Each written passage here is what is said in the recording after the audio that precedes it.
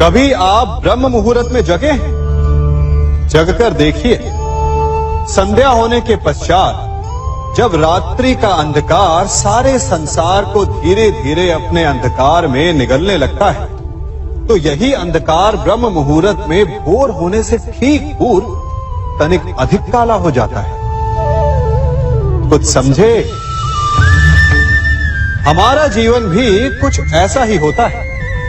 जब हमारे जीवन की समस्याएं अपने अंत पर होती है, तो यही समस्याएं एक भीषण रूप लेकर हमारे समक्ष प्रस्तुत हो जाती है और ऐसे परिस्थिति में अधिकतर लोग हार मान जाते हैं, भय खा जाते हैं। परंतु यदि आप हार न माने, भय न खाएं, दृढ़ रहें, निरंतर आगे बढ़ते रहें, तो प्रकाश के रूप में हमारा स्वागत करने के लिए सूर्य उदय सदा हमारे समक्ष प्रस्तुत रहेगा। आपने बरगद के वृक्ष को देखा है? जितना विशाल उतना दृढ़।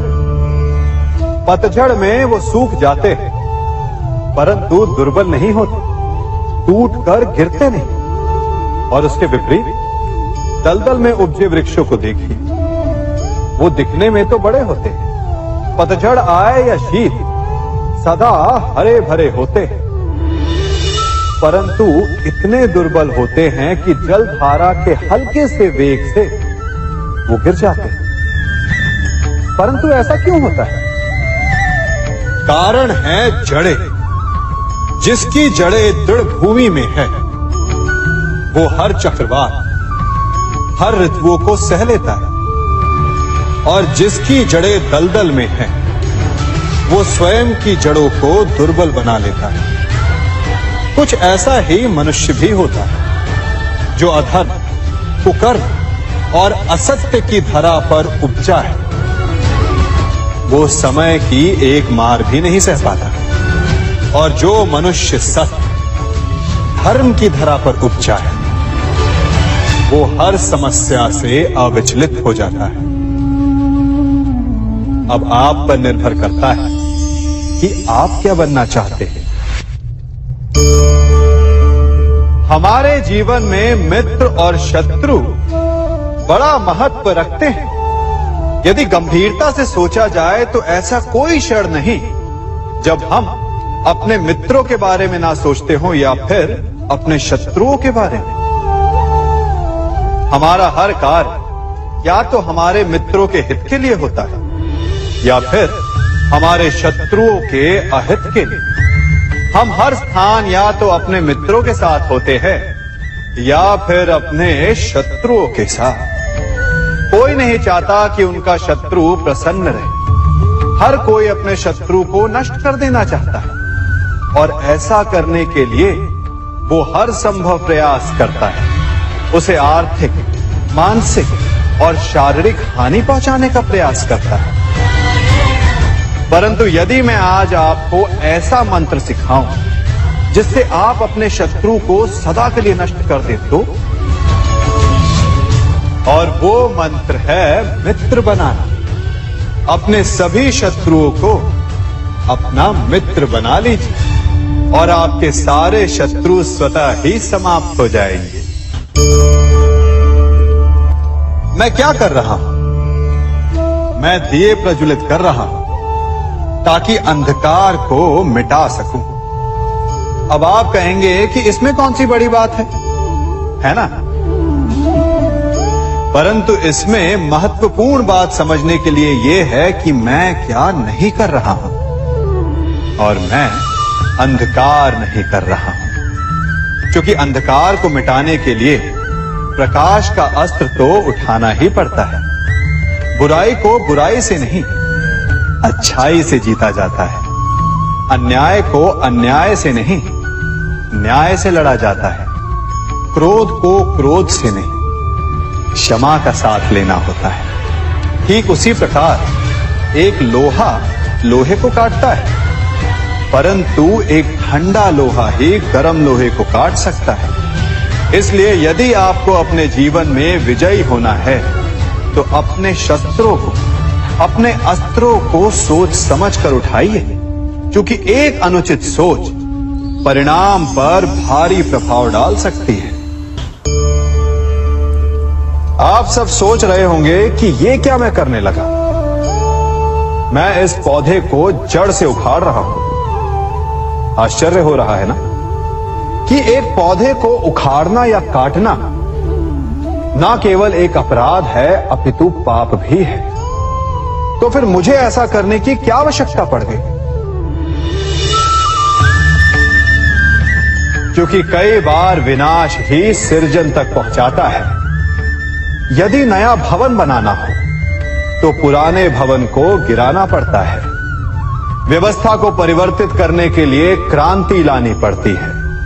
और उसी प्रकार यदि किसी वृक्ष या किसी पौधे की जड़ों में घुन लग जाए या उसका मूल सड़ जाए तो उसे जड़ से उखाड़ देना ही श्रेयस्कर होता है, ताकि उस स्थल पर नए पौधे उपज सके।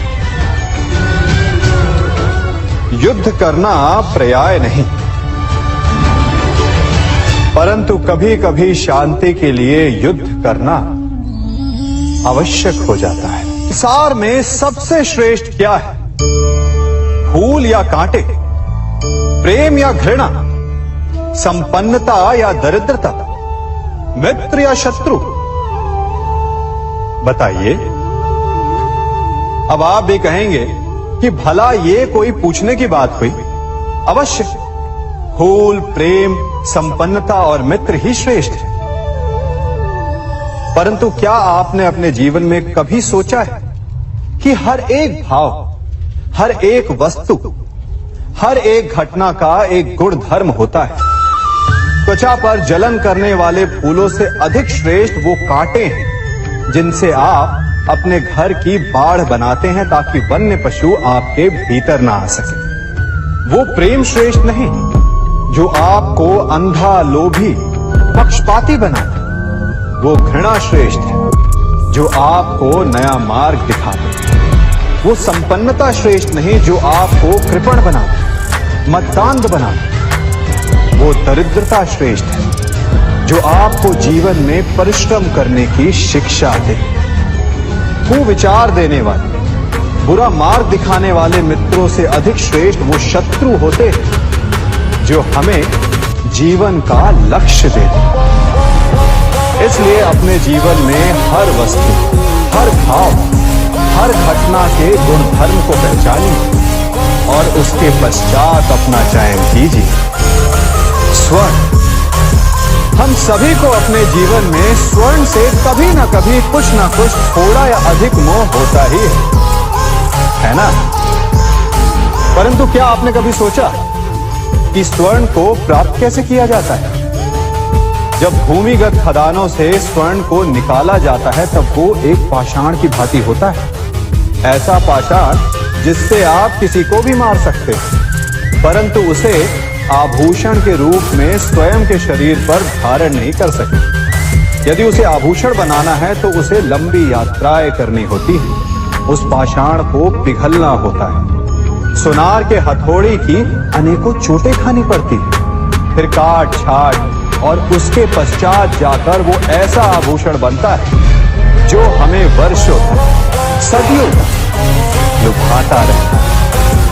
इसलिए यदि आपको समय पर विजय पानी तो स्वयं के निर्माण पर समय देना होगा। हम सभी सुनते आए कि जो वीर होता है, साहसी होता है, शौर्यवान होता है, उसके समक्ष सारा संसार झुकता है। वीर भोग्य वसुंधर। परंतु वीरता है क्या? शौर्य क्या है? साहस क्या है? साहस युद्ध नहीं, वीरता विजय नहीं, शौर्य कभी ना गिरना नहीं, साहस किसी चुनौती के समक्ष खड़े होने का भाव।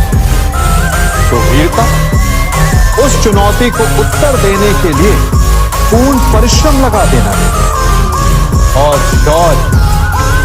शौर्य का अर्थ है गिरकर फिर से उठने का साहस रखना, बार बार प्रहार करके वीरता दिखाना, निरंतर प्रयास करते रहना, निरंतर परिश्रम करते रहना। इसलिए विजयी होने से अधिक महत्वपूर्ण है शौर्यवान होना, क्योंकि जो शौर्यवान है उसे विजय मिलना निश्चित है। कभी किसी पक्षी को घोंसले की नींव बनाते देखा है? अथक परिश्रम करके तिनका तिनका बिटोर कर वो पक्षी अपना घोंसला बनाता है, अपनी संतान के लिए एक सुरक्षित घर बनाता है। और फिर कहीं से तीव्र आंधी आती है, भारी वर्षा होती है और उसका घोंसला तिनका तिनका करके बिखर जाता है। फिर वो पक्षी क्या करता है? वो रोता नहीं, ना ही विलाप करता है, वो बिना विलंब करे फिर से अपना घोंसला बनाना प्रारंभ कर देता है और सफलता पाता है। फिर हम क्यों छोटी छोटी असफलता से भयभीत होकर परिश्रम करना छोड़ देते हैं?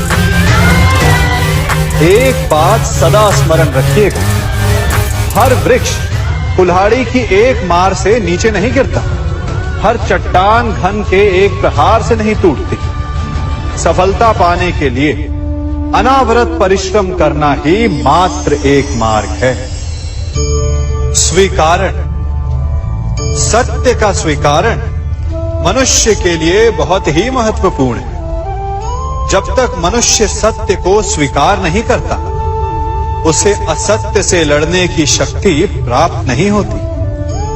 जब आप भोजन करते हैं तो क्या होता है? आपका पेट स्वीकारता है कि वो भर चुका है और आप भोजन करना बंद कर देते हैं। जब आपको निद्रा आती है तो क्या होता है? आपका मन स्वीकारता है कि आपका शरीर थक चुका है और उसे विश्राम की आवश्यकता है। उसी प्रकार जब आपको किसी व्यसन को रोकना हो तो आपको स्वीकारना पड़ता है कि बहुत हो चुका, चाहे वो लालच हो या मदिरापान। उस व्यसन का त्यागना तभी प्रारंभ होता है जब आप ये स्वीकार कर लेते हैं कि आप उस व्यसन के बंधक हैं। हम में से ऐसा कोई नहीं जिनकी परछाई उनसे दूर रहती। हमारी परछाई सदैव हमारे साथ रहती है। कदाचित हमारी परछाई हमारे कर्मों के फलों का संकेत, कदाचित इसी कारण कई बार हमें अपनी परछाई से भय भी लगता है। परंतु इस भय से निवारण पाने का एक साधन अवश्य है, वो है सूर्य की ओर मुख करना या किसी प्रकाश के स्रोत की ओर मुख करना, क्योंकि तब हमें हमारी परछाई दिखाई नहीं देती। यदि इसे जीवन के संदर्भ में देखें तो ये प्रकाश का स्रोत शुभ कर्मों की चेतना है। यदि आपके मन में शुभ कर्म करने की इच्छा है तो आपको कभी भी अपने कर्मों के फल का भय नहीं होगा, क्योंकि यदि आपका मन शुद्ध होगा तो आपके कर्म शुद्ध होंगे और शुद्ध कर्मों का फल कभी अशुद्ध नहीं हो सकता। आज मैं आप सबको एक कथा सुनाता हूं। एक दिन प्रातः एक व्यापारी अपने घर से निकला। घर से निकलते ही एक बिल्ली ने उस व्यापारी का मार्ग काट दी। व्यापारी घबरा गया, वो फिर से घर लौट गया और शुभ घड़ी की प्रतीक्षा करने लगा। और जब वो पुनः अपने घर से निकला तब वो वाहन जा चुका था जिससे राजा तक पहुंचकर उसे भेंट देनी थी।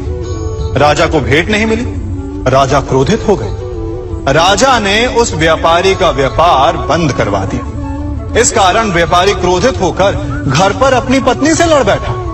पत्नी अपने बच्चों समेत मैके वापस चली गई और उस व्यापारी के जीवन में यदि कुछ रह गया था तो केवल अंधकार। और इन सब का कारण वो उस बिल्ली को मानता रहा जिसने उसका मार्ग काटा था। ऐसा ही एक दूसरा व्यापारी राजा को भेंट देने निकला और उस व्यापारी का मार्ग भी एक बिल्ली ने काट दिया। वो व्यापारी तनिक घबराया, परंतु उसने आगे बढ़ना अधिक उचित समझा। राजा तक वो समय पर पहुंचा। उसने राजा को भेंट की। राजा प्रसन्न हुए और राजा ने व्यापारी को अपना व्यापार बढ़ाने की अनुमति दी। स्वर्ण आभूषण दिए। जब व्यापारी घर पर पहुंचा तो पत्नी को आभूषण और अपने बच्चों को देने के लिए वस्त्र थे उसके पास। हर ओर प्रसन्नता थी। समझ रहे हैं ना, दोनों के साथ एक ही प्रकार की घटना हुई, परंतु दोनों की प्रतिक्रिया भिन्न थी। ऐसा ही हमारा जीवन भी है। हमारे जीवन में प्रारब्ध का अपना स्थान है, परंतु उससे कई अधिक महत्वपूर्ण हमारी प्रतिक्रिया, हमारे सोच का प्रभाव है। क्योंकि यही हमारे जीवन को आकार देते हैं। इसलिए अपनी सोच को सकारात्मक रखिए। आपका जीवन सदैव आनंदमय रहेगा। आप इन दो पात्रों को देख रहे हैं। मेरे इस पात्र में जल है और ये पात्र मिष्ठान से भरा हुआ है। दोनों ही पात्र भरे हैं, परंतु देखिए, मिश्री को जल में मिला दिया। जल ने मिश्री को अपना लिया। मिश्री ने अपना अस्तित्व खो दिया, परंतु जल को अभिमान है कि उसका अस्तित्व अभी भी बना हुआ है। परंतु जो इस जल को चखेगा उसे अवश्य पता चल जाएगा कि ये जल अब वो जल नहीं रहा, ये अब शरबत बन गया। हमारा त्याग, हमारे बलिदान भी ऐसे ही होते हैं। जो इस बात को अनुभव करते हैं वो समझ सकते हैं कि कैसे हमने समय की धारा को बदल दिया। जो बलिदान देते हैं उनका अस्तित्व कभी नष्ट नहीं होता, अपितु उनका बलिदान संसार में कुछ ना कुछ परिवर्तन अवश्य लाता है। हम सभी कभी ना कभी, कहीं ना कहीं अपने जीवन में यात्रा अवश्य करते हैं। हमारी यात्रा में कभी पक्के रास्ते आते हैं तो कभी कच्चे रास्ते। पक्के रास्ते मनुष्य बनाता है और कच्चे रास्ते जानते हैं कैसे बनते हैं? चलते चलते बन जाते हैं। जब लोग एक स्थान से जाते हैं तो पैरों के दबाव से नीचे की घास कुचल जाती है। बार बार उस मार्ग से जाने से धीरे धीरे मार्ग स्वतः ही बन जाता है। और यही जीवन है, यही नियति है। जब आपके जीवन में आपको मार्ग ना मिले तो रुकिए नहीं, आगे बढ़ते रहिए और आपके पैरों के दबाव से मार्ग स्वतः ही बन जाएगा। हम सभी अपने जीवन में सफलता चाहते हैं, है ना? उसके लिए हम रात दिन परिश्रम करते हैं, कड़ी मेहनत करते हैं, परंतु फिर भी असफल हो जाते हैं। परंतु ऐसा क्यों होता है? कभी सोचा आप सबने? क्योंकि सफलता पाने का मंत्र बड़ा कठिन नहीं, बड़ा सरल है। उचित विचार, उचित समय, उचित स्थान पर उचित प्रहार। जब आपके विचार, समय, स्थान और प्रहार यानी परिश्रम उचित है तो सफलता आप ही को मिलेगी। जिस प्रकार एक लोहार लोहे से कुछ बनाते समय उस लोहे के सही ताप तक के आने की प्रतीक्षा करता है और समय आने पर उचित स्थान पर पर्याप्त बल से प्रहार करता है और लोहा आकार ले लेता है, ठीक उसी प्रकार आपकी सफलता भी आकार लेती है। हम सभी को अपने जीवन में कभी ना कभी निराशा मिलती है, असफलता मिलती है और अधिकतर लोग इसके पश्चात भाग्य का रोना लेकर बैठ जाते हैं। कुछ कहते हैं कि जिस स्थान पर मैं हूं उससे कई ऊंचे स्थान पर होने के योग्य था, परंतु नहीं जा पाया। किसी को पीड़ा है कि उसे जो मिलना चाहिए था वो उसे नहीं मिला, भाग्य ही बुरा था। भाग्य क्या होता है? भाग्य वन में खिला पुष्प देवताओं को चढ़ाया जाएगा या किसी सुंदरी की वेणी में वो सजेगा या फिर उसे कुचल कर उत्पाद बना दिया जाएगा ये सब एक पुष्प के नियंत्रण में नहीं होता, परंतु जब तक उस पुष्प का अस्तित्व है, सुगंध बिखेरना उसके वश में अवश्य है। परंतु भाग्य हमारे वश में नहीं, और जो हमारे वश में नहीं उसके लिए दुखी होने से क्या होगा। कर्म पर वश है, वो कीजिए और धीरे धीरे भाग्य आपके वश में आ जाएगा, क्योंकि कर्म ही प्रधान है। मनुष्य की सबसे बड़ी दुर्बलता क्या होती है?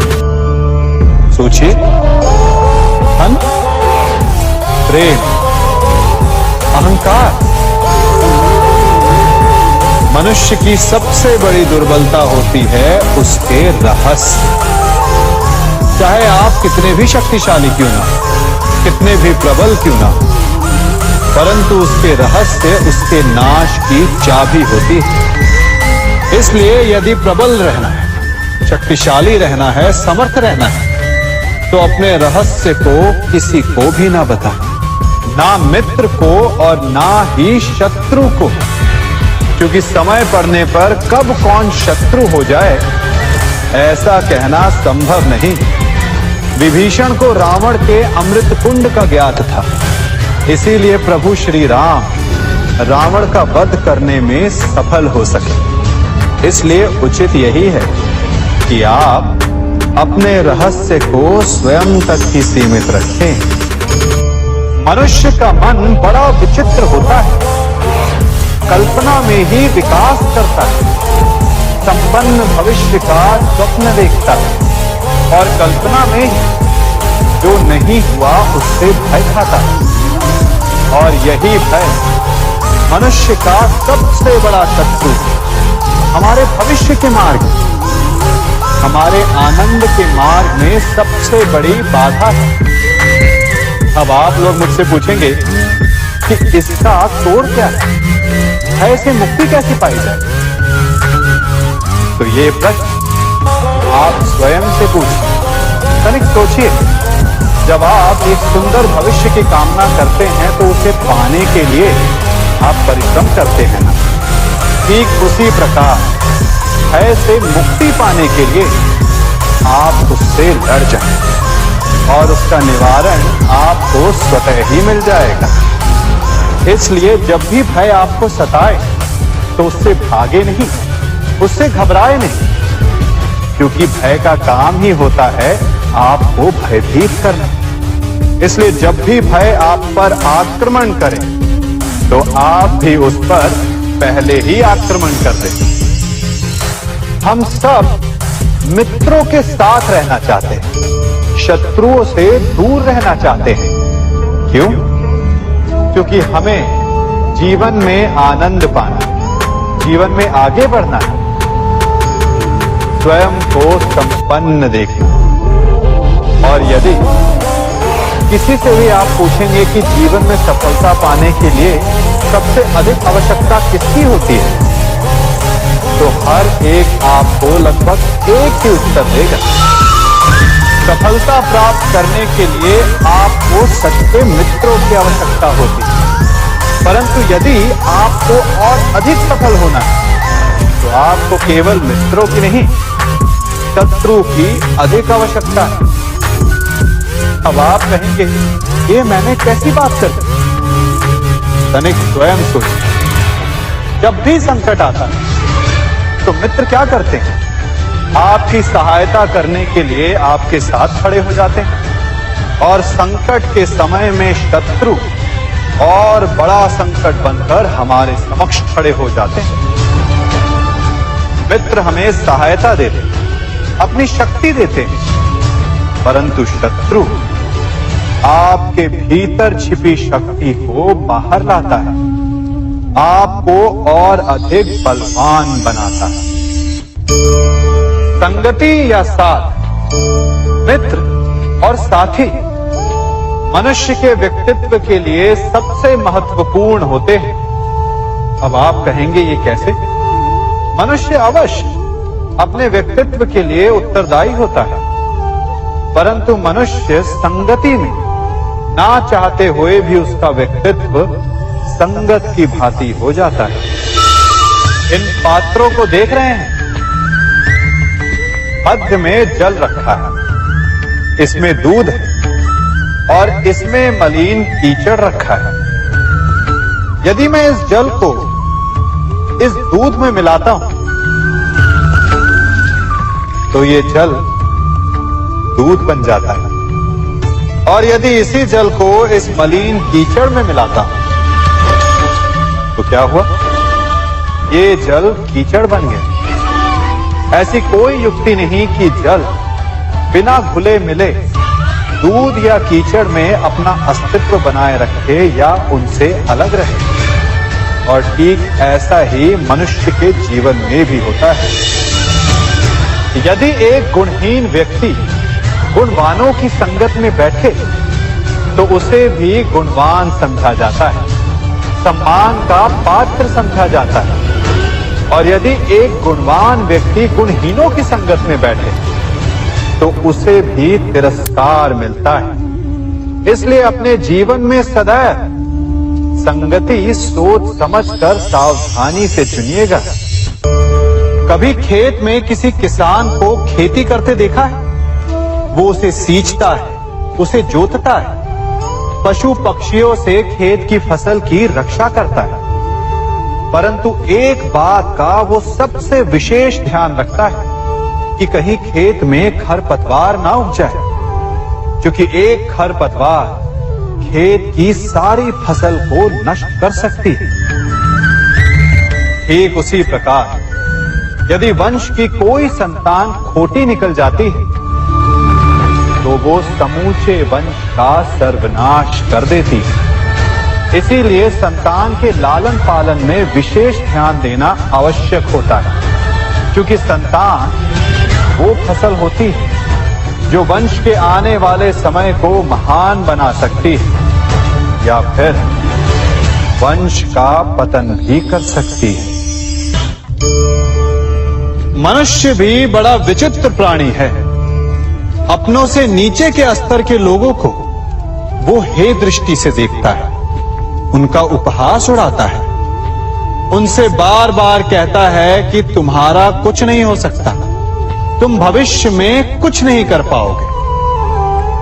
जब मनुष्य के पास धन संपत्ति मान होता है तो वो दूसरों का आदर नहीं करता, परंतु वो एक बात भूल जाता है कि उससे भी अधिक शक्तिशाली कोई अस्तित्व में है, और वो है समय।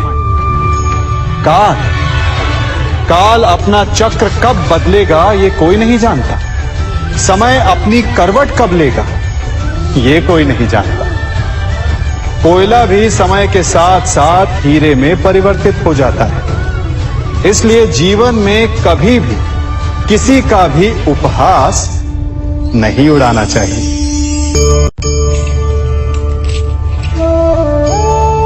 बड़ी विकट समस्या है। मुझे स्मरण ही नहीं हो रहा कि इस गुच्छे की कौन सी चाबी इस ताले को खोलेगी। बड़ी देर से प्रयास कर रहा हूं, परंतु ये ताला खुल ही नहीं रहा।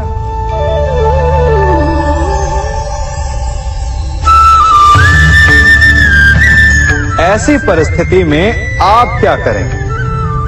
अधिकतर लोग ऐसी परिस्थिति में अपनी आशा खो बैठते हैं। उन्हें लगता है कि चाबी खो गई। वो तिलमिला जाते हैं, क्रोधित हो उठते हैं। परंतु उस समय धैर्य रखें तो गुच्छे की अंतिम चाबी ताला खोल सकती है।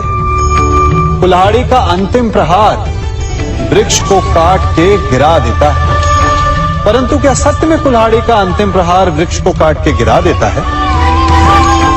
आपको आपका लक्ष्य दिला देता है? नहीं, आपका निरंतर प्रयत्न ही आपको सफलता दिलाता है। जब आपका मन निराश है तो अपने कार्य में दुगनी उत्साह से जुट जाए, क्योंकि अनावरत बहता जल ही कठोर चट्टान को काट सकता है। सफलता का मूल है परिश्रम, प्रयास और आशा। मनुष्य का जीवन ऋतुओं के समान होता है। आज ग्रीष्म तो कल वर्षा, परसों शीत तनिक संकट आया तो हम संयम खो बैठते हैं, तनिक ऋतु बदली तो हम अधीर हो जाते हैं। अपने आक्रोश में, अपने क्रोध में हम उनसे ही संबंध बिगाड़ लेते हैं जो हमारे अपने होते हैं। क्यों ऐसा होता है ना? हमें लगता है कि हमारे अपने हैं, फिर से मना लेंगे, परंतु स्मरण रखिए, सदा ऐसा करना संभव नहीं होता। सागर की उछलती लहरों को तट सहता है, और यदि तट ही टूट जाए तो बाढ़ आ जाती है। हमारे संबंध भी दूध की भांति होते हैं। दूध तपकर उबल सकता है, परंतु यदि उसमें खटास आ जाए तो वो फट भी जाते हैं। और फटे दूध को चाहे जितना मत लो, उसमें से माखन नहीं निकलेगा। इसीलिए अपने संबंधों को संभल कर निभाना चाहिए। कभी चुंबक को देखा है कैसे वो लोहे की ओर आकर्षित होता है, और कैसे वो लोहे को अपनी ओर आकर्षित करता है? चूंकि उसके स्वभाव में ही आकर्षण है। हम सबके भीतर भी एक ऐसा ही चुंबक होता है, विचार का चुंबक, जो सदा अपने ही जैसे विचारों को आकर्षित करता है। हम जो बोते हैं वही काटते हैं। उसी प्रकार हम जैसा सोचते हैं वैसा ही पाते हैं। साधु ईश्वर का नाम जपता है तो उसे ईश्वर मिल जाता है। अर्थात फल हमारी सोच पर निर्भर करता है। ओस की बूंद यदि केले के पत्ते पर गिरे तो वो कपूर बन जाती है। सीप में गिरे तो मोती, और यदि विषधर के मुख में गिरे तो विष। बूंद एक है, परंतु उसके प्रारब्ध भिन्न है, क्योंकि उसे आकर्षित करने वालों का व्यवहार भिन्न है। इसलिए यह आप पर निर्भर करता है कि आपको भविष्य में विष चाहिए या अमृत। स्मरण रखें, हम वही बन जाते हैं जैसा हम सोचते हैं, जैसा विश्वास रखते हैं। यह आपका विश्वास ही है जो ये निर्धारित करेगा कि आपको विष मिलेगा या अमृत। इसलिए अपनी सोच को सुदृढ़ रखिए, सकारात्मक रखिए, और फल भी सकारात्मक ही आएगा। जब से ये सृष्टि बनी है, नदी की धारा और चट्टान के मध्य सदा संघर्ष रहा है, परंतु हर बार चट्टान की कठोरता को हारना पड़ता है, और नदी की धारा कोमल होते हुए भी कठोर चट्टान को काट देती है। कभी सोचा है क्यों? चट्टान इतनी कठोर और जल इतना कोमल, चट्टान इतनी दृढ़ और जल इतना लचीला, फिर भी सदा जल कठोर चट्टानों के मध्य से अपना मार्ग बना ही लेती है। कारण केवल एक है, और वो है लगातार चलने की क्षमता। जल बढ़ता रहता है, चट्टान अडिग रहती है। इसी कारण जल चट्टान को काटकर मार्ग बना लेता है। इसलिए लगातार चलते रहिए, रुकिए मत, क्योंकि चट्टान जैसी हर समस्या को आप भी जल की तरह काट सकते हैं। इस फल को देख रहे हैं आप? अभी अभी अपनी डाल से अलग हुआ है। बड़ा दुख होता है ना जब आप अपने उद्गम से अलग होते हैं, परंतु ये दूरी भी आवश्यक है। अब इस फल को ही ले लीजिए। अपने जीवन दाता वृक्ष से अलग होकर ये ना केवल किसी की भूख शांत करेगा, अभी तो इसके भीतर के बीज से एक नए वृक्ष का सृजन भी होगा और कई फल जन्मेंगे। सृजन की प्रतिक्रिया में पीड़ा आवश्यक है। यदि पीड़ा नहीं होगी तो सृजन नहीं होगा। पीड़ा अपने उद्गम से दूर होने, पीड़ा अपनों से दूर होने। इस फल की भांति हम मनुष्यों को भी अपने उद्गम से, अपने सगे संबंधियों से अलग होना पड़ता है। और यही अलगाव एक नए सृजन को, एक नई सृष्टि को, एक नए विकास को जन्म देता है। इसलिए ऐसे अलगाव से दुखी मत होइए, उसका स्वागत कीजिए, क्योंकि ये विकास की नींव है। अपराध वो भावना है जिसके कारण संसार में सदा दुख ही व्याप्त रहता है। हम सब अपराधियों से घृणा करते हैं, उन्हें कोसते हैं, परंतु क्या कभी विचार किया है कि कोई भी जन्म से अपराधी नहीं होता? तो ऐसा क्या कारण है कि कोई इतना बुरा बन जाता है कि वो बुराई की सीमाएं ही पार कर जाए? कारण है कामना।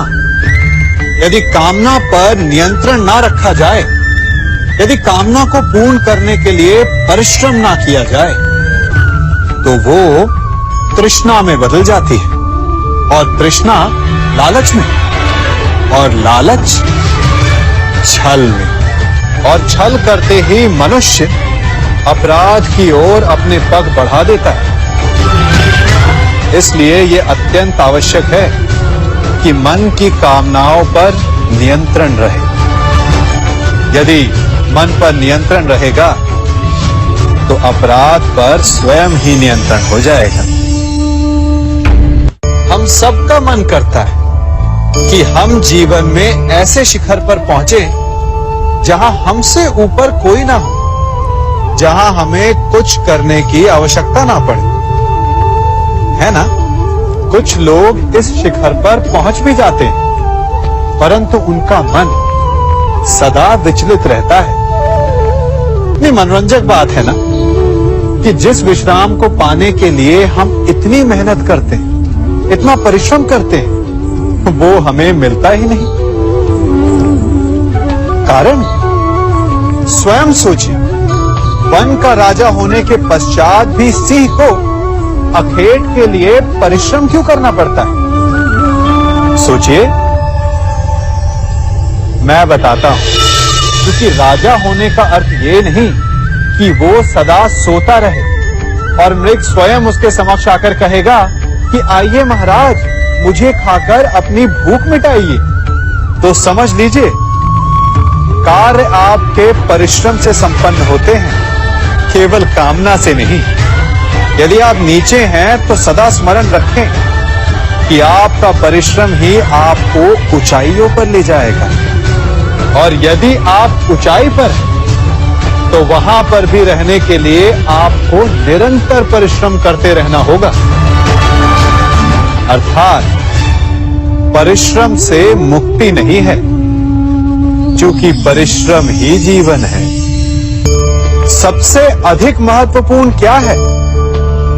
जीवन, या जो जीवन में पाया, यात्रा, या यात्रा पूर्ण करने के बाद पाया गया लक्ष्य, कर्म या उसके फल?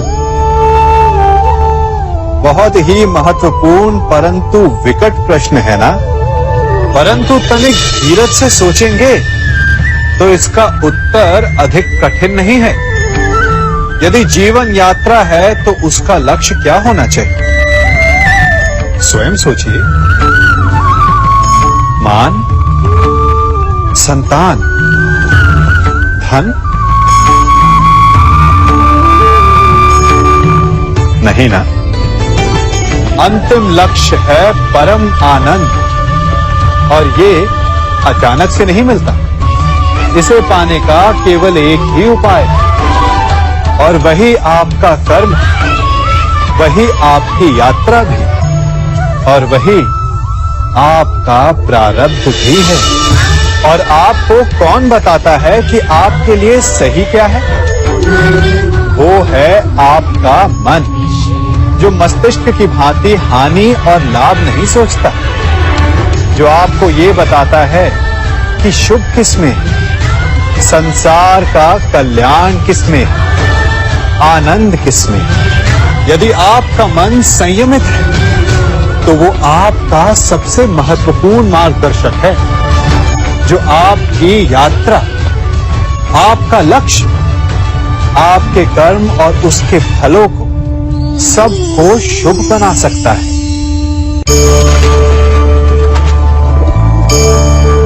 इन पक्षियों को देख रहे हैं आप? इनका उड़ना वायु में इतना संतुलन मुक्त कर देता है ना?